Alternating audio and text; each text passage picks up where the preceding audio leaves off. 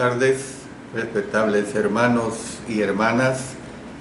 De nuevo está con ustedes el hermano Alexander Castellanos, siempre desde la Iglesia de Cristo en la República de El Salvador. Transmito todos los lunes a las 5 de la tarde, hora de El Salvador, acerca del libro de Colosenses. Hoy vamos a presentar la lección número 121 y el subtema es Saludos y comentarios, parte tercera. Siempre les aclaro que ya estamos en la parte final de esta carta tan hermosa que hemos tenido ya con este día, 121 mensajes, y en unas 2 semanas estaré anunciando el nuevo estudio que les voy a presentar. De manera pues que vamos a siempre a pedir la ayuda de nuestro Señor para presentar el mensaje de esta tarde. Oremos. Señor Dios Todopoderoso, te damos gracias porque de nuevo tú nos das la bendición de que tu palabra sea predicada. Ayuda a todos los hermanos, hermanas que la escuchen y que también tengan la bondad de compartirla con todas las personas que ellos deseen. Siempre pedimos que la edificación sea grande para cada uno de ellos y que la honra y gloria tú la recibas. Gracias por todo, Señor, en el nombre de nuestro Señor Jesucristo. Amén. Bueno, ustedes saben que hemos venido estudiando sobre esta parte de los saludos y comentarios, que estamos en Colosenses 4, versos 10 hasta el 18. Ahora vamos a continuar a partir del versículo 13 de Colosenses 4. Dice ahí: porque de él doy testimonio de que tienen gran solicitud por vosotros y por los que están en la Odisea y los que están en Hierápolis. Las dos ciudades, la Odisea y Hierápolis, estaban en márgenes opuestas del río del Valle Licus, a unos 9 kilómetros de distancia una de la otra, o sea, no era una distancia demasiado grande. Debido a que Epafras era un acompañante cercano del apóstol Pablo y a menudo oraba con él por estos hermanos, el apóstol Pablo sabía que los cristianos de estas ciudades ocupaban un gran lugar en su corazón.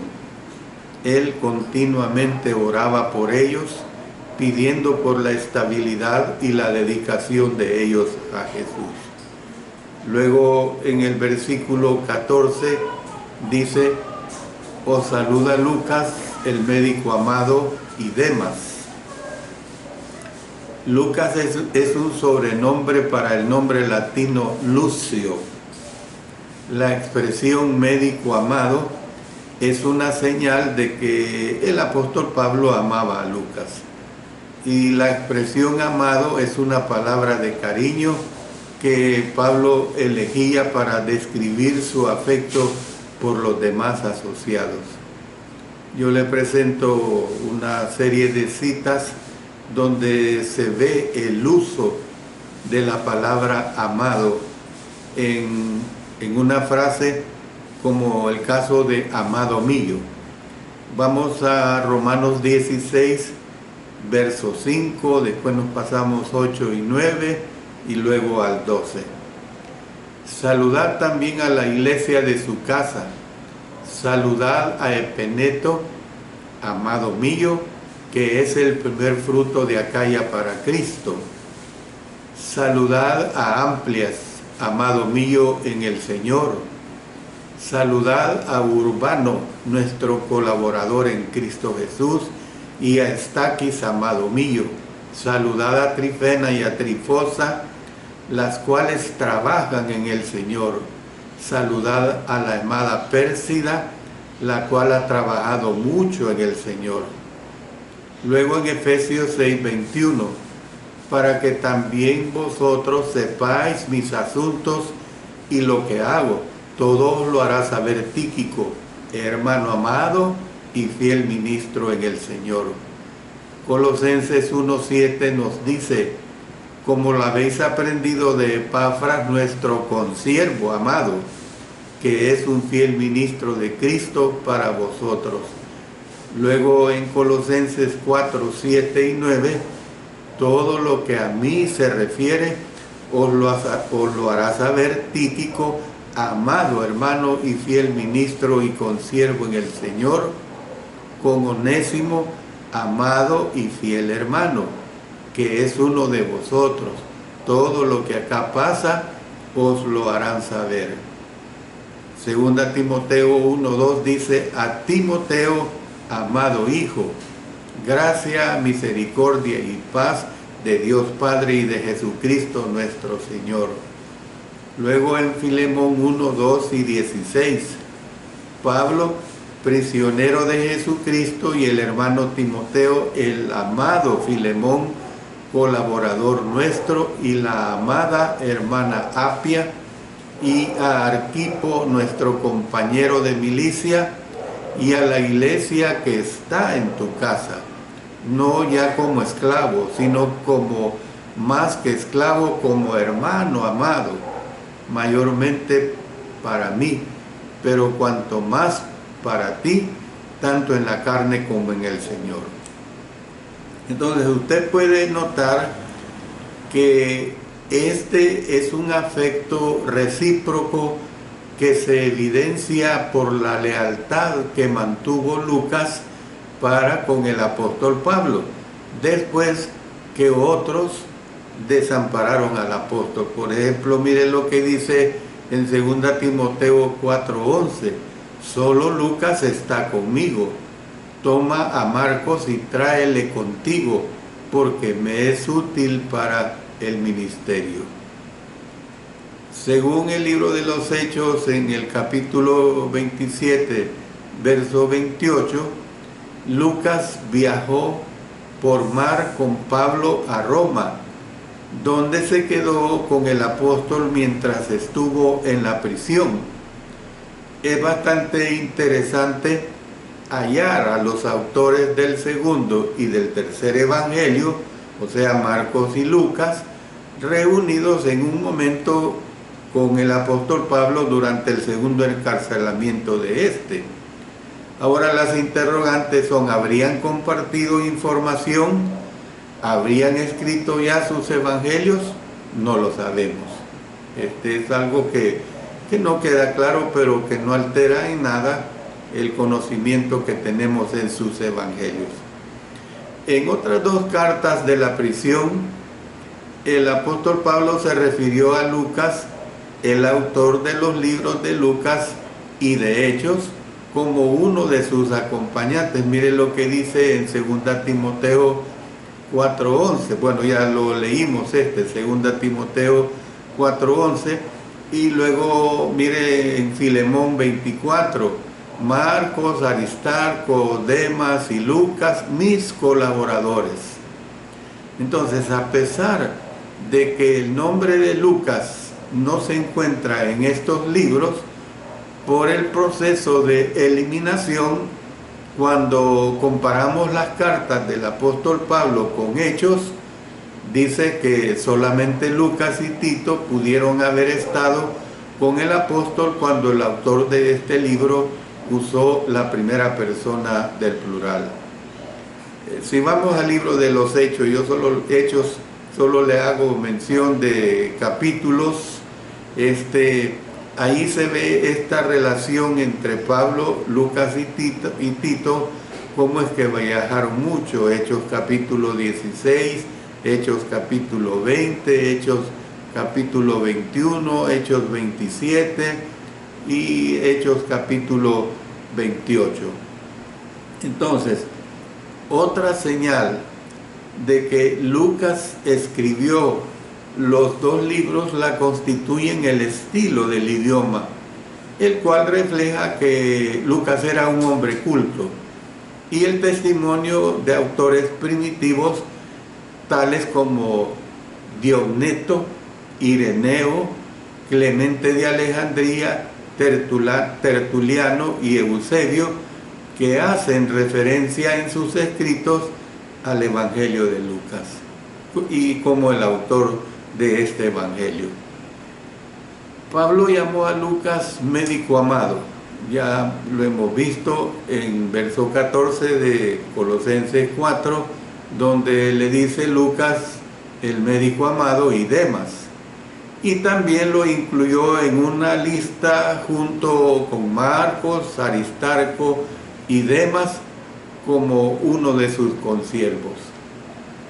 En lugar de presentarse como médico en Hechos, Lucas dio indicios de que laboraba con Pablo y con los demás en la propagación del Evangelio.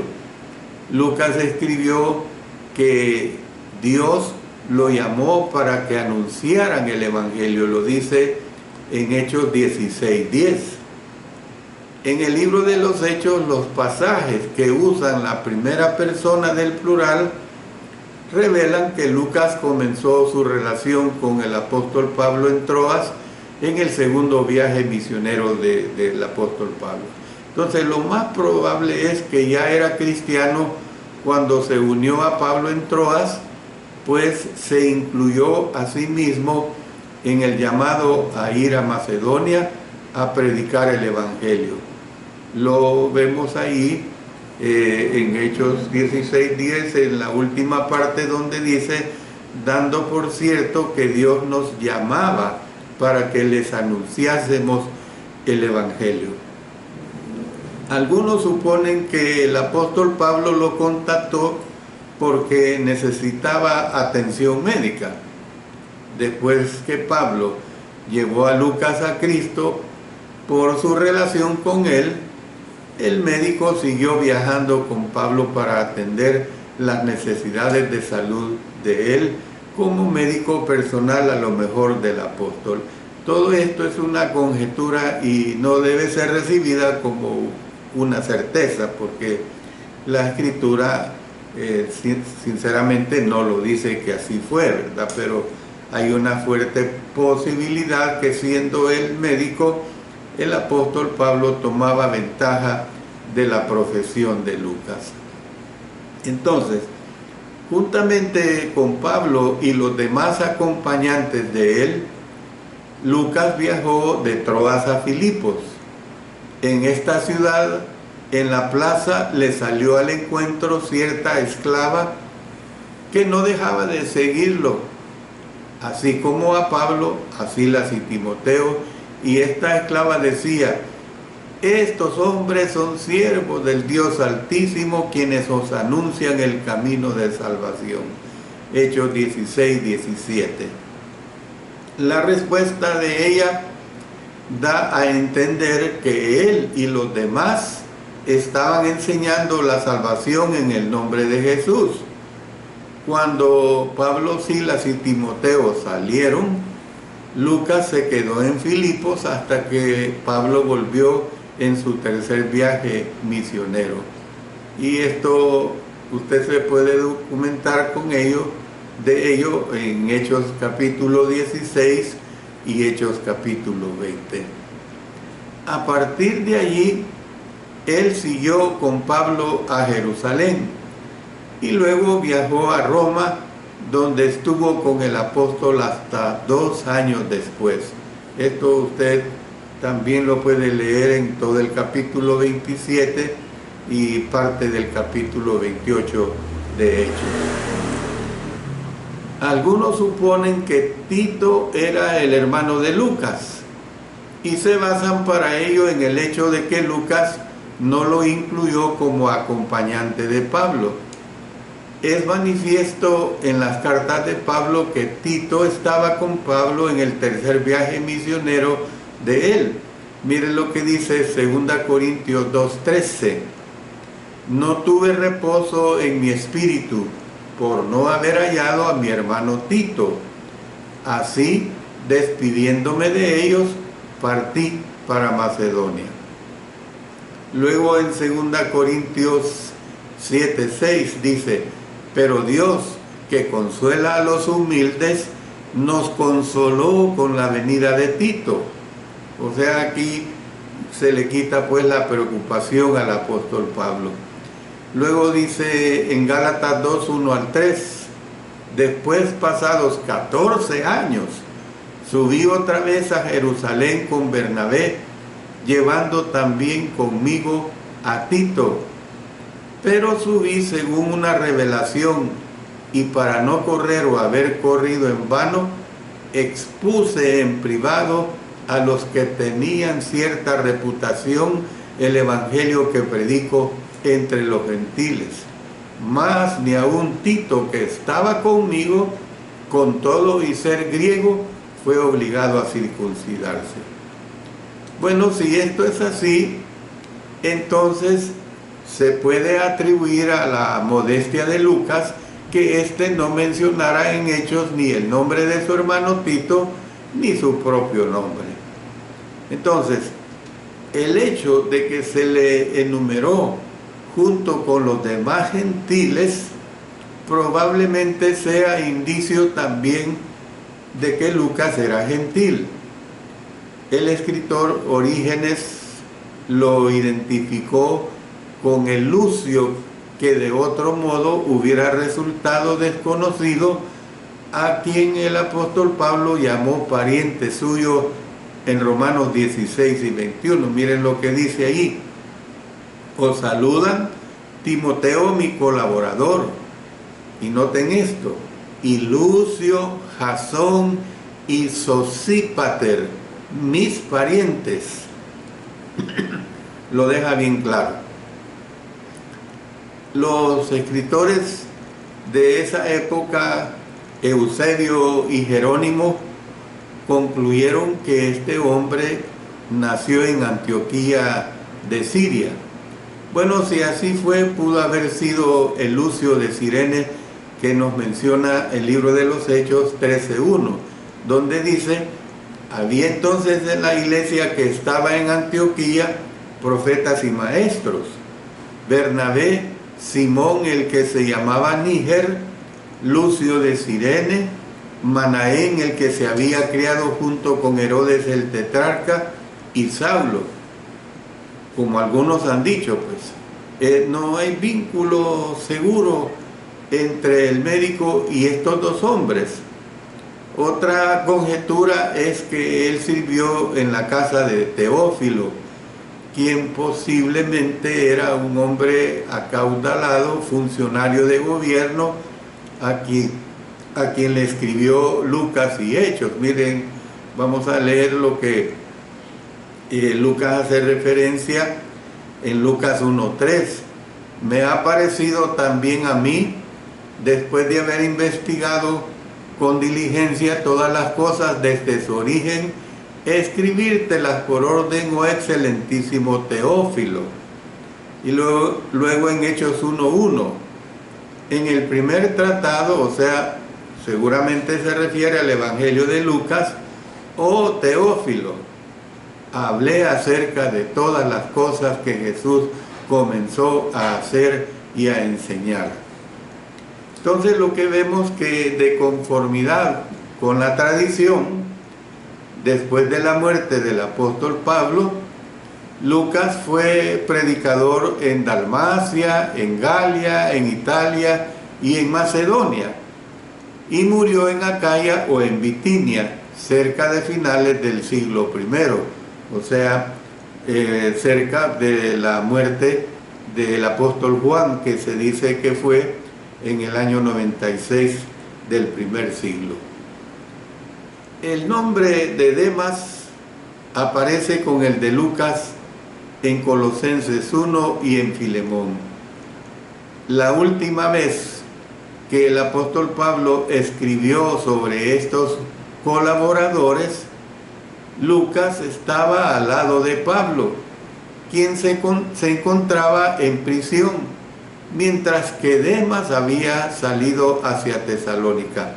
Leamos lo que nos dice el apóstol Pablo también en 2 Timoteo 4, 10 y 11. Porque Demas me ha desamparado, amando este mundo, y se ha ido a Tesalónica. Crescente fue a Galacia y Tito a Dalmacia. Solo Lucas está conmigo. Toma a Marcos y tráele contigo porque me es útil para el ministerio.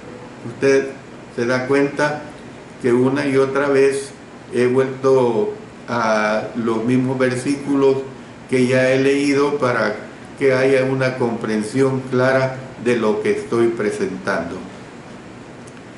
Demas es abreviatura de Demetrio, lo cual ha hecho que algunos lo identifiquen con el Demetrio que se menciona en 3 Juan 12. Todos dan testimonio de Demetrio y aún la verdad misma, y también nosotros damos testimonio, y vosotros sabéis que nuestro testimonio es verdadero. El hecho de que el apóstol Pablo lo mencione sin el elogio que hizo de los demás podrá dar a entender que los colosenses lo conocían.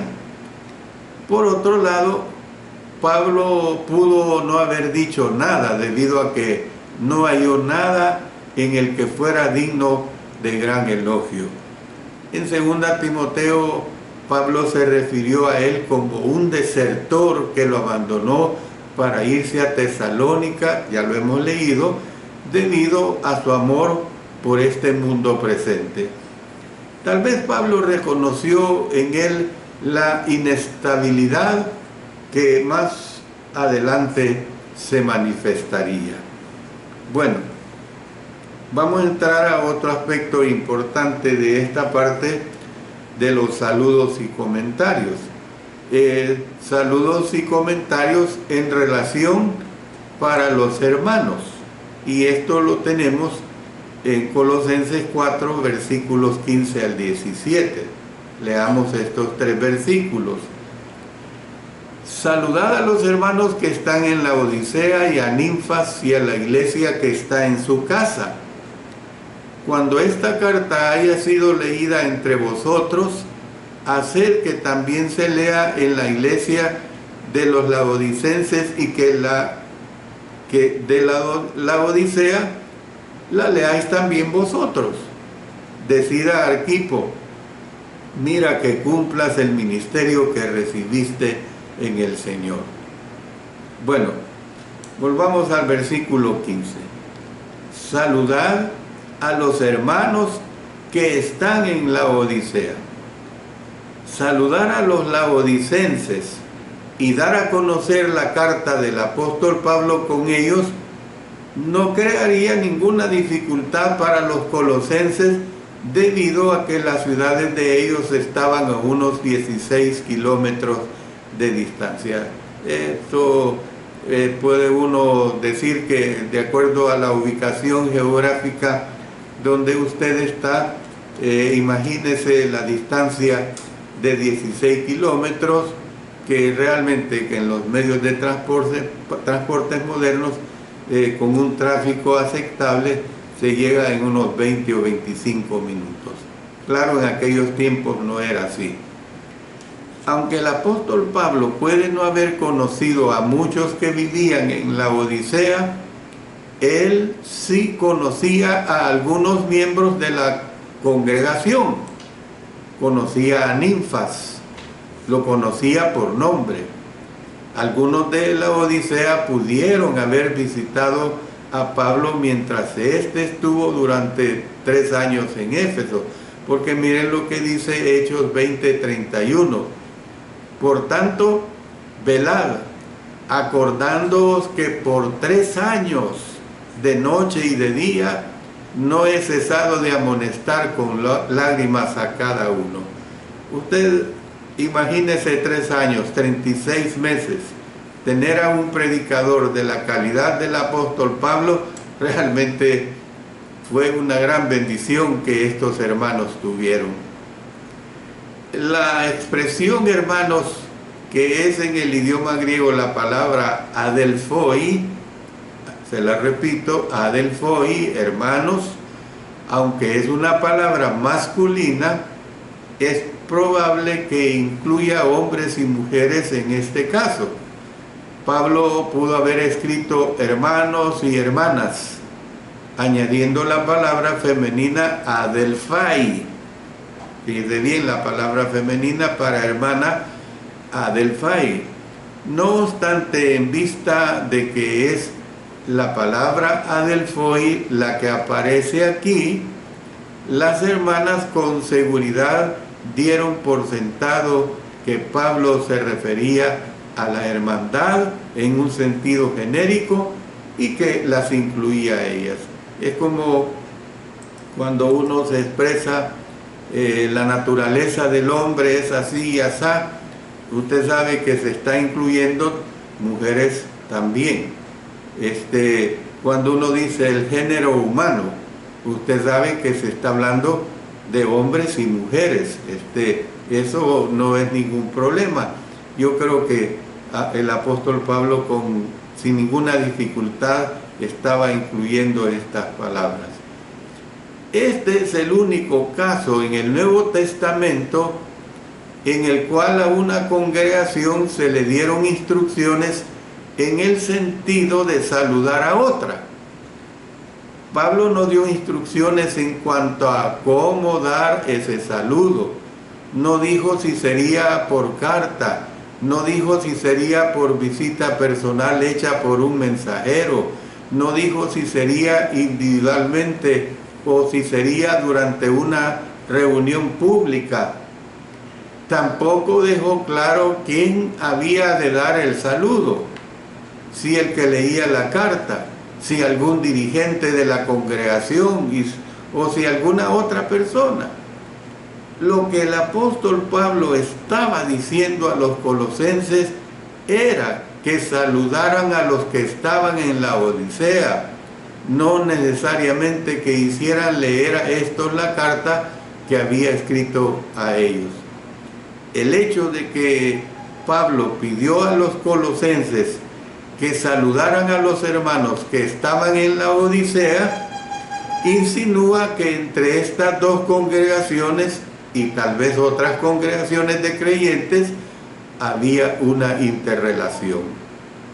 Estas dos, pues con seguridad podemos decir que estaban ciertamente lo suficientemente cerca para tener comunión entre ellas. Es lo que sucede normalmente con las congregaciones en cada región. Bueno, miren lo que dice el versículo 15. Y a Ninfas y a la iglesia que está en su casa.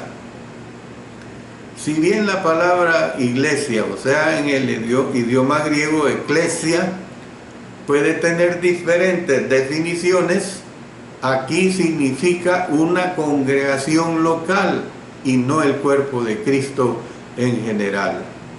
Entonces, las congregaciones a menudo se reunían en casas privadas. Mire lo que nos dice Hechos 12:12. Y habiendo considerado esto, llegó a casa de María, la madre de Juan, el que tenía por sobrenombre Marcos, donde muchos estaban reunidos orando. Entonces, especialmente en casas de aquellos miembros más pudientes que tenían grandes habitaciones aptas para reuniones. Durante los 2 primeros siglos, este era normalmente el lugar de reunión de los cristianos. El apóstol Pablo se refirió a iglesias que se reunían en las casas de otros cristianos. Por ejemplo, leamos en Romanos 16, versículos 5 y 23. Saludad también a la iglesia de su casa.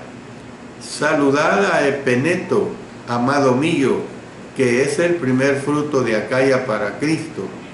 23. Os saluda Gayo, hospedador mío y de toda la iglesia. Os saluda Erasto, tesorero de la ciudad, y el hermano Cuarto. Luego 1 Corintios 16, 19. Las iglesias de Asia os saludan, Aquila y Priscila, con la iglesia que está en su casa, os saludan mucho en el Señor.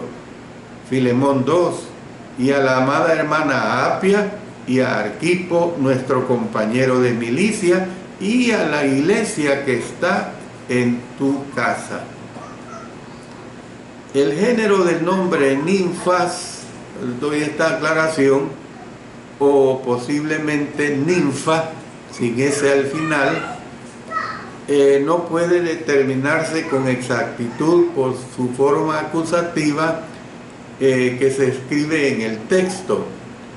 El pronombre posesivo de la expresión su casa es en el que este caso determina qué género se da a entender, aunque los mejores manuscritos favorecen el pronombre femenino en lugar del masculino.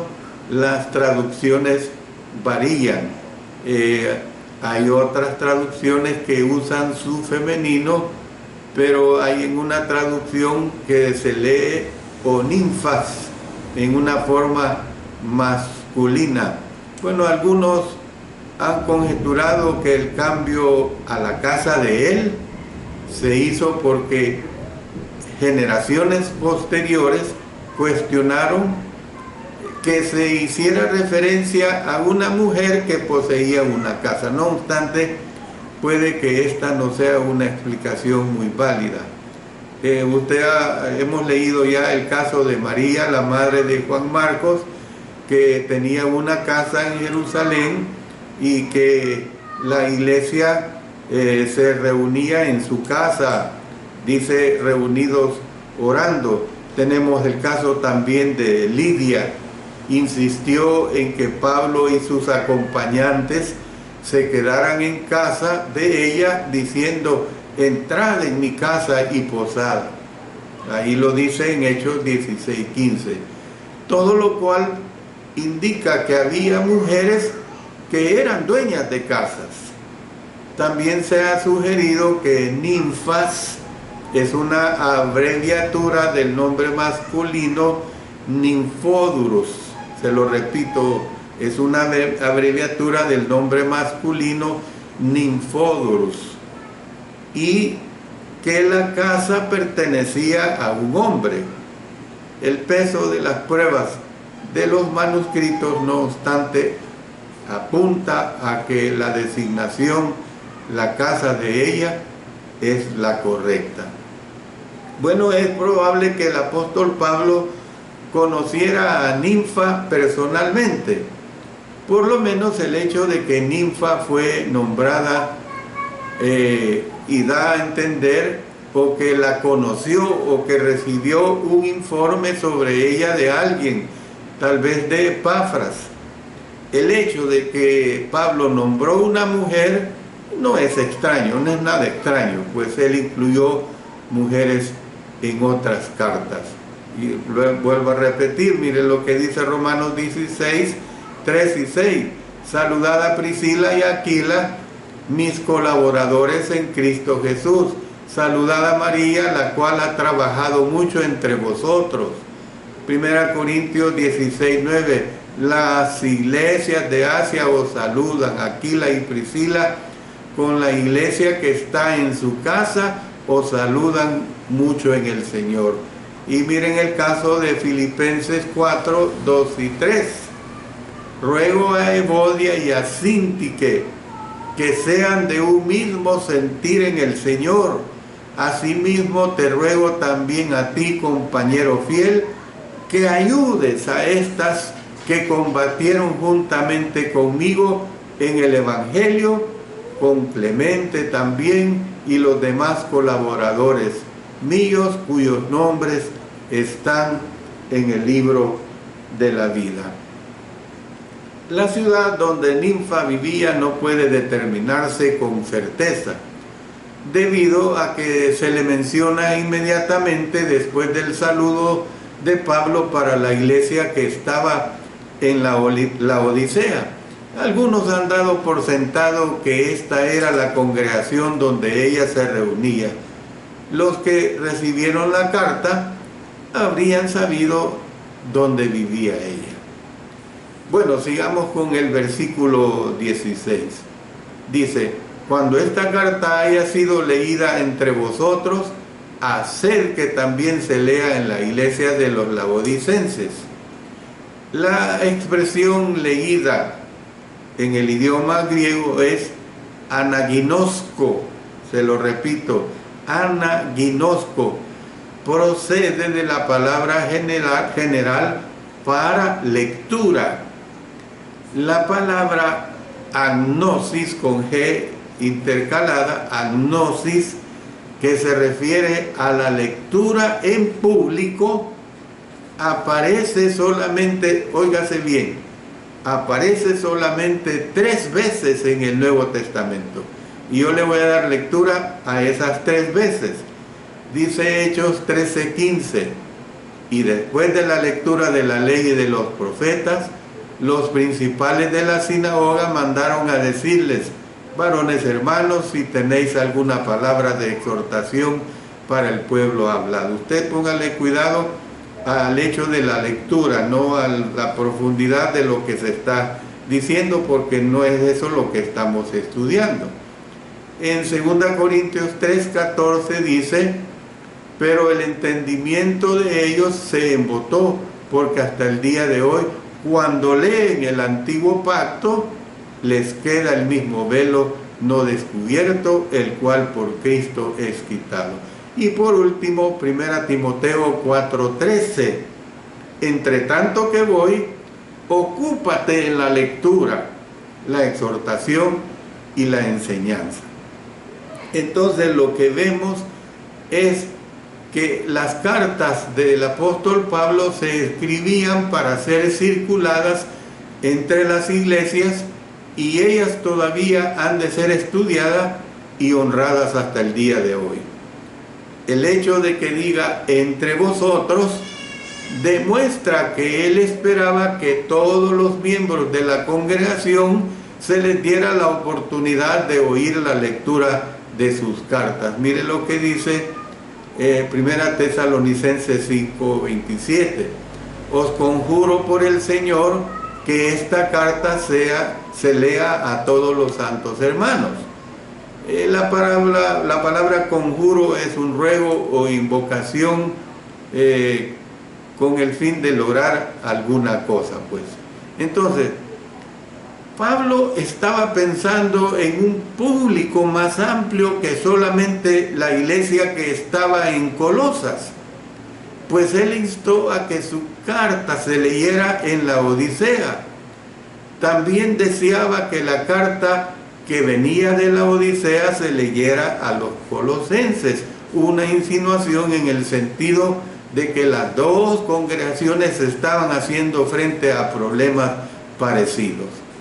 No especificó quién había de leer esta carta dentro de una reunión de la congregación, como ya lo he señalado. Es obvio que a la iglesia de Colosas se le dejó a discreción de ella decidir quién había de hacer esto y cómo debía hacerse. Hermanos y hermanas, esta es una buena ilustración de que en las Escrituras a veces se hicieron aseveraciones acerca de qué debía hacerse, pero el cómo, el cuándo y el dónde debía hacerse se dejó a discreción de los que llevarían a cabo el mandamiento. Es como yo le ilustro con lo siguiente: cuando hacemos el memorial de la Cena del Señor, no dice, mire, hágalo después de 3 cantos, no dice hágalo después de 2 o 3 oraciones, no dice hágalo después de que se predique la palabra. El punto es hacer el memorial, el día del Señor. ¿Ve? La decisión de cada congregación cuando lo hace depende de lo que cada congregación decida. Bien puede suponerse, pues, que la carta se leyó durante una de las reuniones regulares de la congregación la cual habría sido el primer día de la semana, es lo lógico. Este era el día especial de reunión de ellos. Usted conoce bien lo que dice Hechos 27. El primer día de la semana, reunidos los discípulos para partir el pan, Pablo les enseñaba, habiendo de salir al siguiente día, y alargó el discurso hasta la medianoche. En cuanto a la ofrenda para los santos, usted lo conoce bien, háblase de cada primer día de la semana, al cual pues se le llamaba el día del Señor, o sea, en el idioma griego es Ekuriake Emera. Ekuriake Emera se refería al día del Señor. Y mire lo que dice en Apocalipsis capítulo 1, versículo 2. Yo estaba en el Espíritu en el día del Señor y oí detrás de mí una gran voz como de trompeta.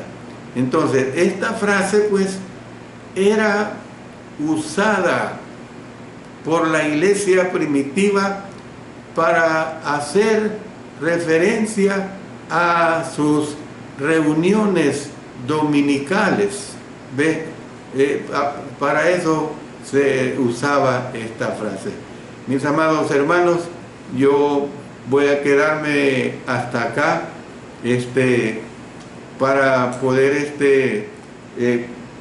continuar en el próximo estudio que tendré siempre de los días lunes. Como les he dicho, quedarán unas 2 o 3 lecciones del estudio final que aquí les estoy presentando. Yo no dudo que, empezando por su servidor, que nos hemos gozado mucho desde ya, yo creo que tengo unos 2 años o más de estar dando todos los lunes este estudio, gracias a nuestro Dios, gracias a su gran ayuda.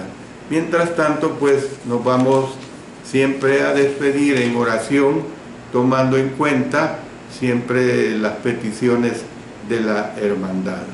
Oremos.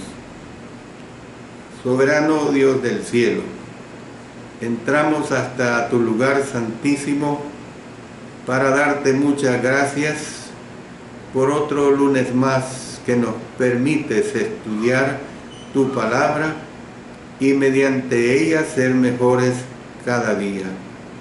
Gracias por usarme. Tú sabes que es mi pasión hablar de ti. Estoy muy agradecido. Permíteme que lo haga hasta el último día de mi vida aquí en la tierra. Te agradezco pues la bendición que me das en esta oportunidad de orar por las necesidades de todos mis hermanos y hermanas, como por los de mi casa, y exclusivamente también por mi salud. Tú sabes todos los males que padezco. Seguimos orando por nuestro hermano Héctor Cortés, que continúa en tratamiento y según las noticias está mejorando. Oramos por nuestros hermanos en Houston, por una horrible tormenta muy fuerte que pasaron y les dejó sin energía eléctrica por varios días. Oramos por nuestro hermano Víctor Mejía, que debido a esta tormenta le cayó un árbol en su casa, causándole daños, pero Dios guardó sus vidas. Oramos por nuestra hermana Rosa Angulo, para que su embarazo continúe estable y para que puedan tener los medios para los gastos del hospital donde será atendida. Oramos por nuestra hermana Eloísa Reyes, que tú la cuides en el lugar de su trabajo. Por nuestra hermana Naya de Chachagua, por nuestro hermano Abilio Hernández y su esposa, por el hermano Alfredo Cardosa Valenzuela, por el hermano Mario Cruz Lara Hernández, por la hermana Eugenia Ayala, por nuestro amado hermano Larry White. También oramos por nuestro presidente y por toda su familia, porque dirija bien a esta nación. Oramos por la iglesia en todo el mundo. Oro especialmente por la salud de mi esposa, también por la salud de mis hijas, de mis nietos y sus esposos. Gracias, Señor, por esta bendición, pues, de presentar tu palabra, de dirigirnos a ti en oración y exponer nuestras necesidades, pues todo lo hacemos en el precioso nombre de nuestro Señor Jesucristo. Amén.